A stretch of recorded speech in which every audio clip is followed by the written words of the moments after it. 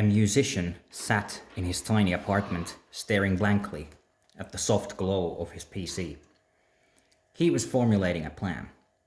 Up to this point, his artistic talent and exhibitional escapades, excursions and efforts had brought him to this moment. A blank state of mind. No material wealth to speak of, no fame, no so-called profit, and no real recollection of ever being recognized by normies. His biggest success, if you can call it that, was the positive comments he got when he was posting prophetic poems on an anonymous image board. He was at an impasse. What is it that he really wanted to achieve in life? What wants and needs did he wish to pursue? Would he want to be remembered by people? Why?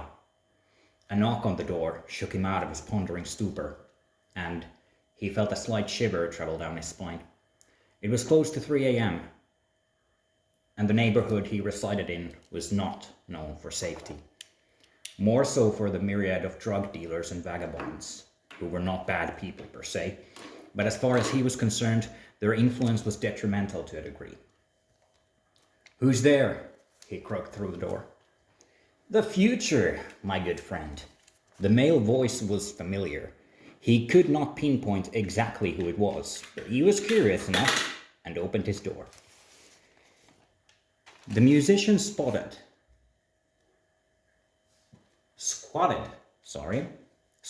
on his couch, watching Jonathan, who was juggling knives and explaining a vision he had.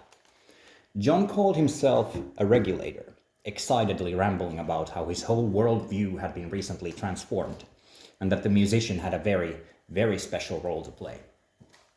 "Jonathan, As the musician opened his mouth, John immediately dropped one of the knives he was juggling and quickly said, "V, please, for our mutual safety, try not to use the eyes on me yet." "What eyes?" The other 3 knives scattered across the living room floor, and Jonathan let out an exasperated sigh, rolling his eyes. "Dude, we both know about the Perception Project, the CIA, the whole 9 yards. Your family from your father's side. Your way to use directional, null thinking to quantum entangle with objects. I saw your mind in a nightmare. You used ESP to dissolve entities to ash and stared down pantheons of alien races from other galaxies. If you don't believe in something, it stops existing." "John, I was just fantasizing about these powers when I posted those threads." "And? Bro, we're all gods here." "Your apartment? We're currently inside a self-contained quantum computer. You wanted that, and they wanted it. So the thoughts manifested as a shared reality." "Okay, Johnny. I'll accept that some coincidences and symmetries have been uncanny lately, but suspend your disbelief for just a moment, Vicky. You will be remembered, but not because of me. You'll be immortalized." "Okay. What else? You got any weed?" "Of course. Let's celebrate."